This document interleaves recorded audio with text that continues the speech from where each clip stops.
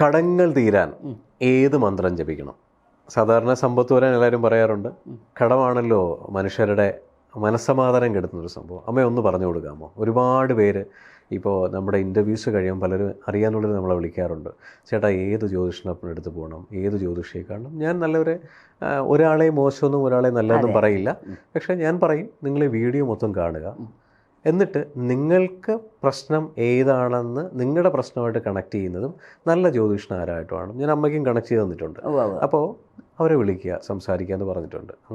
അപ്പം സാധാരണ എല്ലാവരുടെയും ആവശ്യം ചെറിയ പൈസ കൊണ്ട് നല്ലൊരു ജ്യോതിഷനെ കാണുക, അവരുടെ പ്രശ്നങ്ങൾ തീരുക, കടം തീരുക എന്നുള്ളതാണല്ലോ.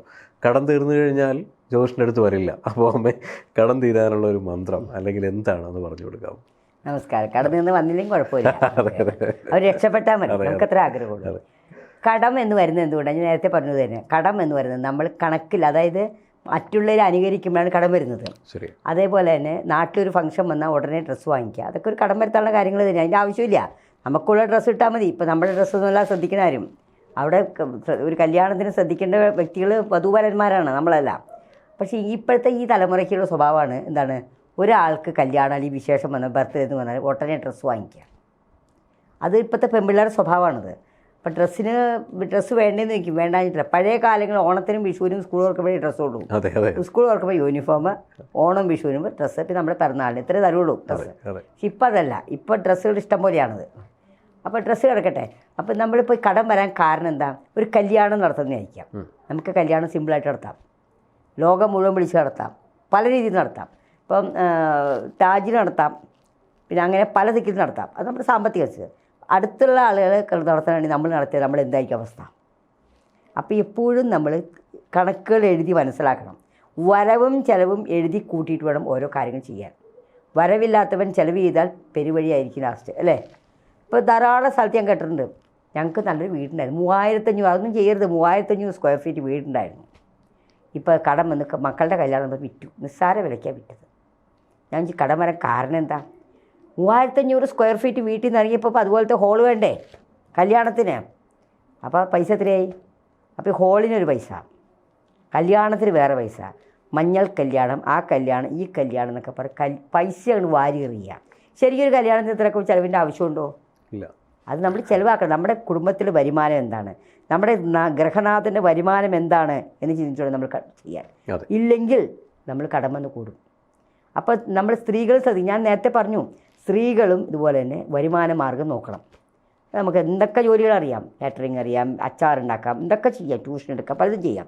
അപ്പോൾ അങ്ങനെ എന്തെങ്കിലുമൊക്കെ ചെയ്ത് കുടുംബസ്ത്രീകളൊക്കെ അലക്കൂട്ടങ്ങളൊക്കെ ഇഷ്ടംപോലെ ഉണ്ട്. അപ്പോൾ അച്ചാറുണ്ടാക്കി കൊടുത്താൽ എല്ലാവരും മേടിക്കും, കേക്ക് ഉണ്ടാക്കി കൊടുത്താൽ എല്ലാവരും മേടിക്കും, അല്ലേ? അങ്ങനെയൊക്കെ ഓരോ കാര്യങ്ങൾ നമ്മൾ ചെയ്തു വരുമ്പോൾ നമുക്ക് ചെറിയ വരുമാനം വരും, നമ്മുടെ കയ്യിലും വരുമാനം ഉണ്ടാവും. അപ്പോൾ ഈ ഓടുന്ന വണ്ടിക്ക് ഒരു ഉന്തായി നമ്മളെ കൊണ്ട്, അങ്ങനെയാണ് ചെയ്യേണ്ടത്. അപ്പോൾ ഈ അനുകരണങ്ങൾ കൂടിയാണ് ധാരാളം കടം വരുന്നത്. ഇപ്പോൾ ലോൺ കിട്ടാൻ എല്ലായിടത്തും ഉണ്ടല്ലോ, ലോൺ ഇപ്പോൾ ഇഷ്ടംപോലെ കിട്ടും. ലോൺ എടുക്കാൻ വിഷമമില്ല, അടയ്ക്കാനോ വിഷമം, അല്ലേ? അതുപോലെ വീടുണ്ടാക്കണു, നമ്മൾ ശരിക്കും 2000 സ്ക്വയർ ഫീറ്റ് കുറവ് വീടുണ്ടാക്കാവൂ, അത് മതി. നമുക്ക് ജീവിതം 1800 ഒക്കെ ആണെങ്കിൽ നമുക്ക് വീട് ലഭിക്കാം. 10,000 രൂപയുടെ 10,000 സ്ക്വയർ ഫീറ്റ് വീടുണ്ടെങ്കിൽ അതെങ്ങനെ ക്ലീൻ ആക്കിയിടും, മെയിൻറ്റെയിൻ ചെയ്യാൻ പറ്റുമോ, വൃത്തിയാക്കാൻ പറ്റുമോ? ഇതൊക്കെ നമ്മൾ ചിന്തിക്കണം, ഫ്രീ ആയിട്ട് ചിന്തിച്ചിട്ടുള്ള ഓരോ കാര്യങ്ങളിലേക്ക് ഇറങ്ങാനായിട്ട്. അപ്പം നമുക്ക് വീട് എവിടെയും താമസിക്കാൻ, നന്നായിട്ട് താമസിക്കുന്നത് മാത്രമേ ഉള്ളൂ, അല്ലാണ്ട് ഇത്ര സ്ക്വയർ ഫീറ്റ് താമസിക്കുന്നത് നമുക്ക് നിർബന്ധം വേണ്ട, പാടില്ല. അതൊന്ന്. രണ്ടാമത്തെ കാര്യം എന്ന് വെച്ച് കഴിഞ്ഞാൽ ഈ ലോണുകൾ ഇഷ്ടംപോലെ കിട്ടും, അതൊക്കെ എടുത്തു കൂട്ടുമ്പോൾ തിരിച്ചടയ്ക്കാൻ പറ്റില്ല.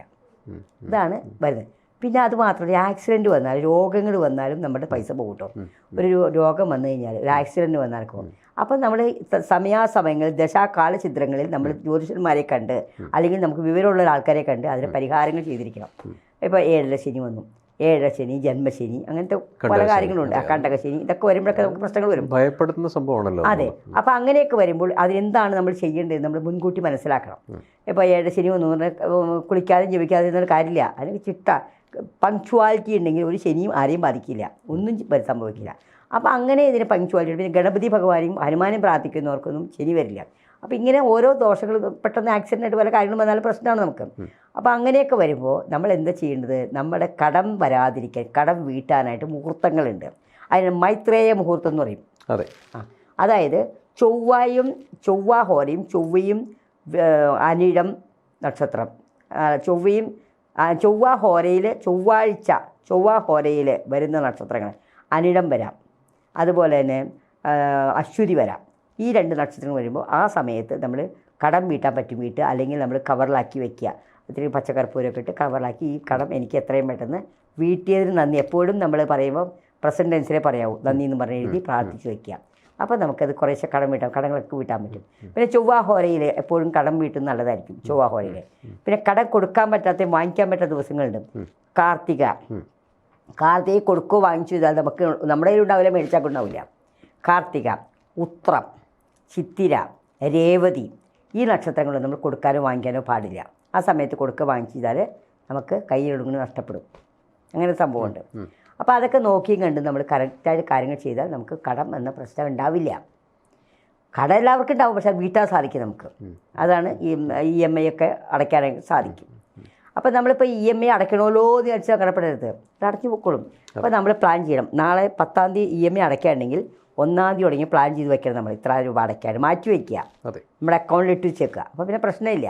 അങ്ങനെ നമ്മൾ വരുമാനത്തിന് ശ്രദ്ധിച്ച് വേണം. നമ്മൾക്ക് എപ്പോഴും കോൺസെൻട്രേഷൻ വേണം വരുമാനത്തിന് വേണ്ടി ചിലവ്. അപ്പോൾ ആ 10-ാം തീയതി വരെ നമ്മളൊരു ചിലവ് ചെയ്യരുത്. അനാവശ്യമായ ടൂർ പോവുക, അതൊന്ന് ടൂർ നമുക്ക് എവിടെയും പോകാം, അപ്പോൾ അത് വായി പോവാം, എവിടെയെങ്കിലുമൊക്കെ പോവാം. പക്ഷേ നമ്മുടെ വരുമാനം അനുസരിച്ച് വേണം നമ്മൾ കാര്യങ്ങൾ ചെയ്യാനായിട്ട്. അങ്ങനെയൊക്കെ ചെയ്തവന്ന് ഒരിക്കലും കടം എന്ന പ്രശ്നം ഉണ്ടാവില്ല. ഈ പറയുന്ന മൈത്രേയ മുഹൂർത്തം എന്ന് വെച്ച് കഴിഞ്ഞാൽ വളരെ പല ആൾക്കാർക്കും അറിയില്ല. സോ പിന്നെ എന്നൊക്കെ പൈസ കൊടുക്കണമെന്നും അറിയില്ല. അപ്പോൾ അമ്മ പറഞ്ഞതുകൊണ്ട് വളരെ ക്ലിയർ ആണ്. കാർത്തിക നക്ഷത്രത്തിൽ കൊടുക്കാൻ പാടില്ല, ചൊവ്വ വെള്ളി ദിവസങ്ങളിൽ കൊടുക്കാൻ പാടില്ല, വെള്ളിയാഴ്ച ഒട്ടും കൊടുക്കാൻ പാടില്ല. വെള്ളിയാഴ്ച ദിവസങ്ങളിൽ പറയാൻ ഒരു സുഖമില്ലാത്ത ഒരാൾ ഒന്നും പറയും, നമുക്ക് സത്യമാണെന്ന് തോന്നുകയാണെങ്കിൽ ഓൺലൈനായിട്ട് കൊടുക്കാം. ഗൂഗിൾ പേ ഉണ്ടല്ലോ ഇപ്പോൾ. സ്വർണം പൈസ ഒന്നും കൊടുക്കാൻ പാടില്ല അന്നത്തെ ദിവസം. എന്നാൽ ഈ മൈത്രേയ മുഹൂർത്തത്തിൽ നിങ്ങൾ ഈ പറയുന്ന കൊടുക്കേണ്ട കടത്തിൻ്റെ പൈസ എത്രയാണോ സങ്കല്പപ്രകാരം മാറ്റിവെക്കുക. സ്വാഭാവികമായിട്ടും അതെ, അത് പ്രസന്റ് ടെൻസിലേക്ക് അതിലൊരു അഫർമേഷൻ കൊടുക്കുക, പൂർണ്ണമായിട്ടും മാറട്ടെ. അതുപോലെ തന്നെ ഈ കടം മാറാൻ നമ്മളിപ്പം എല്ലാം പൈസ വരാൻ കുബേര ഭഗവാനെ വിളിക്കാറുണ്ട്. കടം മാറാൻ എന്തെങ്കിലും മന്ത്രങ്ങളുണ്ടോ? ധനം വരാനുള്ള മന്ത്രം തന്നെ കടം മാറാനുള്ളത്. വ്യാഴാഴ്ച ദിവസങ്ങളിൽ നമ്മൾ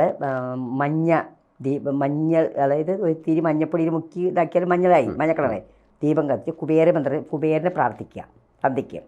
അപ്പോൾ കുബേരമന്ത്രമൊക്കെ ഉണ്ട്. ഓം ഐം ക്ലീം കുബേരായ അഷ്ടലക്ഷ്മി മമഗ്രഹേ ധനം പൂരയ എന്നോട് 108 പ്രാവശ്യം ജപിച്ച് പ്രാർത്ഥിക്കുക. എന്തെങ്കിലും ഫ്രൂട്ട്സ് എന്തെങ്കിലും നമ്മൾ പ്രാർത്ഥന ചെയ്യുമ്പോൾ ഫ്രൂട്ട്സ് എന്തെങ്കിലും വെക്കണം. ഫ്രൂട്ട്സൊക്കെ വെച്ചിട്ട് ചെയ്യാവൂ. അങ്ങനെ ചെയ്യാം. ലക്ഷ്മി പൂജ ചെയ്യാം വെള്ളിയാഴ്ച ദിവസങ്ങളിൽ മഹാലക്ഷ്മിക്ക് പൂജ ചെയ്യാം. പൂജ ചെയ്യുമ്പോൾ നമ്മൾ ലളിതാ സഹസ്രനാമം ചൊല്ലാം, അല്ലെങ്കിൽ ലക്ഷ്മി അഷ്ടോത്തരി ഉണ്ട്. ആ ലക്ഷ്മി അഷ്ടോത്തരി ചൊല്ലിട്ട് ചൊല്ലാം. അപ്പോൾ പാല് ഒന്നുമില്ലെങ്കിൽ പാല് കാച്ചി ഇതിൽ കൽക്കണ്ടോട്ടിങ്ങനെ വെക്കണം. ദേവിക്ക് ഒരു കുങ്കുമപ്പൂട്ട് നന്നായിരിക്കും. പാല് വെച്ചാൽ അത് എല്ലാത്തിനും ഇതാണ്. പായസമൊക്കെ ഉണ്ടാക്കാൻ നമുക്ക് പറ്റില്ലല്ലോ. എന്നിട്ട് ഈ നിവേദ്യം വെക്കുന്നത് ഇതെന്താ ചെയ്യേണ്ടത്? നമുക്ക് കഴിക്കാം. വെറ്റില താമ്പൂലം വെക്കാം, വെറ്റില പാക്ക് വയ്ക്കാം. വെള്ളിയാഴ്ചകളിൽ നല്ലതാണ് വെറ്റില പാക്കൊക്കെ വെക്കുന്നത്. വെറ്റിലയും പാക്കും കൂടെ വയ്ക്കാം. പിന്നെ അതേപോലെ പഴം എന്തെങ്കിലും ഫ്രൂട്ട്സ് വീട്ടിലുണ്ടാവുമല്ലോ, എപ്പോഴും ഉണ്ടാവുമല്ലോ. പിന്നെ പാല് കാച്ചി ഇത്തിരി കൽക്കണ്ടോ പഞ്ചസാര ഇട്ട് വയ്ക്കാം. അങ്ങനെയൊക്കെ വെച്ച് കഴിഞ്ഞാൽ നല്ലതാണ്. ദേവിക്ക് അനുഗ്രഹമായിരിക്കും, നല്ല ഇഷ്ടമായിരിക്കും. എന്തായാലും എല്ലാവരുടെയും കടങ്ങൾ തീരട്ടെ, എല്ലാവർക്കും പോസിറ്റീവായിട്ടുള്ള ധനസമ്പാദനം വന്നു കയറട്ടെ. കടം തീരാനുള്ള മൈത്രേയ മുഹൂർത്തങ്ങളിൽ ചെയ്യേണ്ട സംഭവങ്ങൾ എല്ലാവരും ചെയ്യട്ടെ. നന്ദി, നമസ്കാരം. നിങ്ങളുടെ ജീവിതത്തിലെ വലിയൊരു മാറ്റങ്ങൾക്ക് വേണ്ടി അബാക് ജ്യോതിഷം നിങ്ങളോടൊപ്പമുണ്ട്. നിങ്ങളുടെ ജീവിതത്തിൽ വരുന്ന ഏതു തരം ജ്യോതിഷപരമായ, പൂജാപരമായ അല്ലെങ്കിൽ വാസ്തു സംബന്ധമായ എന്താവശ്യങ്ങൾക്കും അബാക് ജ്യോതിഷത്തിലെ കൺസൾട്ടൻറ്റുമായിട്ട് നിങ്ങൾക്ക് സംസാരിക്കാൻ ഈ താഴെ കാണുന്ന നമ്പറിൽ വിളിക്കാവുന്നതാണ്.